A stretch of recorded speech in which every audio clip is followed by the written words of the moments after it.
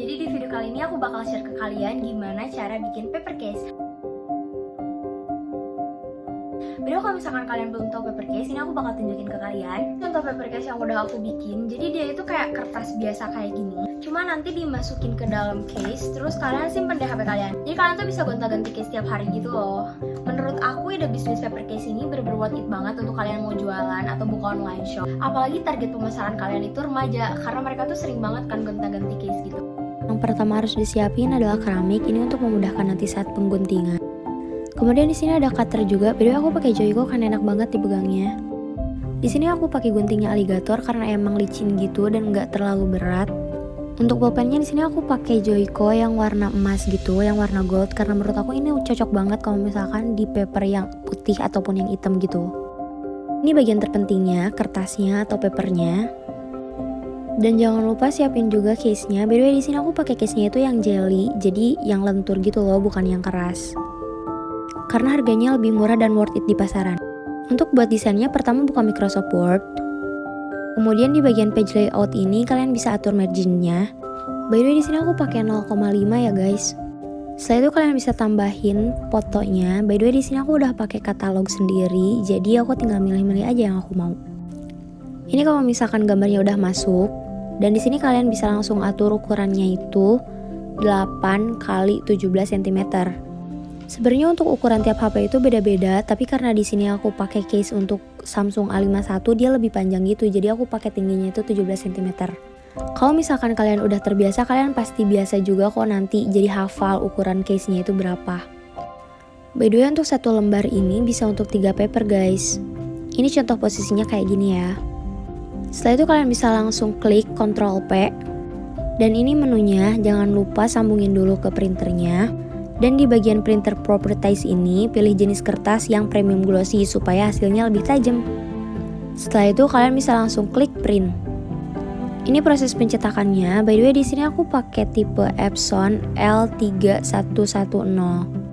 Biasanya aku pakai yang L805, cuma lagi di servis guys. Dan ini hasil cetaknya jadi kayak gini. Bagian selanjutnya itu pengguntingan. Jadi di sini kalian bagi lagi kertas yang tadi itu jadi 3 bagian itu sesuai gambarnya. By the way, di sini aku pakai paper cutter, jadi lebih cepet gitu deh. Ini aku liatin hasilnya kalau misalkan udah jadi. Tuh kayak gitu. Sekarang kita masuk ke tahap pengguntingan. Untuk cetakannya ini biasanya aku pakai kertas kuning yang ada di dalam case-nya, supaya nanti seukuran dengan papernya. Untuk bagian ini kita sesuaikan dulu ukurannya, itu harus sama ya kayak kertas kuningnya. Jujur di bagian ini tuh kita harus punya keahlian, kecepatan gitu loh. Cepet tapi harus bener-bener rapih. Dan ini bagian favorit aku sih sebenarnya. Karena di bagian itu kayak enak banget gitu loh ngeguntingin kertas. Atau mungkin karena emang aku suka banget guntingin kertas ya. By the way, karena di sini aku kertasnya itu pakai yang silky gold, jadi menurut aku dalam proses pengguntingannya itu sedikit lebih mudah daripada yang glossy. Jujur untuk bagian ini bener-bener seru banget guys.